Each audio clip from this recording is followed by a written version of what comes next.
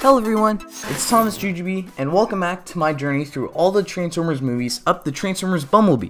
So far, we've taken a look at the original Transformers movie trilogy following the adventures of Sane Witwicky.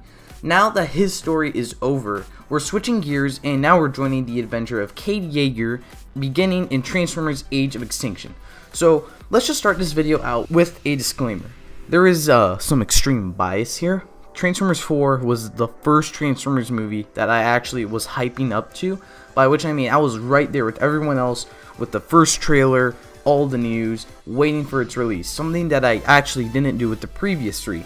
And along with that, I saw the movie right on opening day in an IMAX theater, which was the first time I think I had ever been in an IMAX theater. This movie is just as nostalgic for me as the other ones. For ages, pun intended, it was my favorite Transformers movie, as evidenced by the beautiful shrine of Age of Extinction figures I have. Does it live up to my memory of it on this rewatch? Well, let's take a look by starting out with the movie's positives. I think the biggest positive is the scaling down of the Autobot cast. It allows each Autobot to have a different personality. They don't all blend together. They all look distinct and are distinct from each other.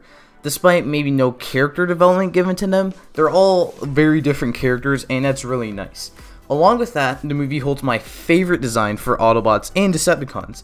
The Bumblebee singer design is so cool. I love it so much. Also, the movie has my favorite villain in the movie franchise. Lockdown is just, I mean, like, everything out of his mouth is just gold for me. I think I quoted Lockdown for like 2 solid years after I saw Age of Extinction. You think you were born? No. You were built. Autobots, Decepticons, like little children. Always fighting. Making a mess out of the universe. Then I've got to clean it up. And he's actually threatening. His voice actor is really good, and we actually see that he killed Ratchet, and we can presume he killed the other Autobots.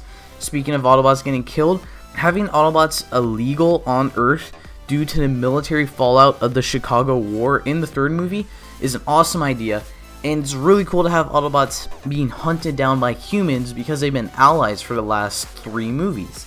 So it also means that in the final battle, there's no crazy military mumbo jumbo. That was my least favorite part of really all the previous movies. Just like so much military, like, alright, we need to get men here and here and here. There's none of that in this movie. I love that so much. So as I said, the Autobots getting killed off leads to a smaller Autobot cast. And when we are introduced to our cast, we get the Autobots reunite scene, which is just, it's essentially the Autobot arrival from the first movie, redesigned, remade, and I love it so much. The soundtrack in this movie is really cool, and the soundtrack in this specific scene is so good. I love it so much. Seeing Optimus Prime change his truck mode again is like so cool.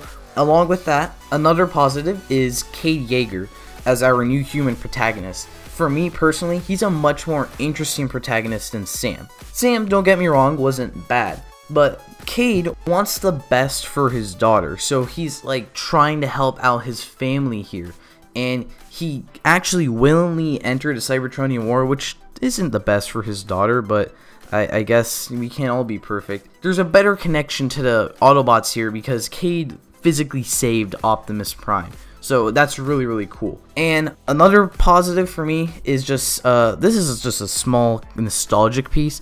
Some of the smaller locations I've actually been to, such as this hole in the rock scene that's just kind of weird, but I've actually been there.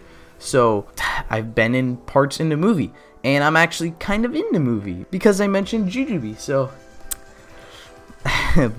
bias. Before we go into space. Here's a little Jujube right here. Hello everyone, it's thomasjujube. Anyway, now let's move on to the negatives, and oh man, this first negative is really just what really brings the movie down for me. The runtime. It's so brutal and so annoying to have to rewatch this because it's so long. They could have trimmed out at least 20 minutes, I think, just off the top of my head. That would have been fine. There's probably even more parts they can cut out.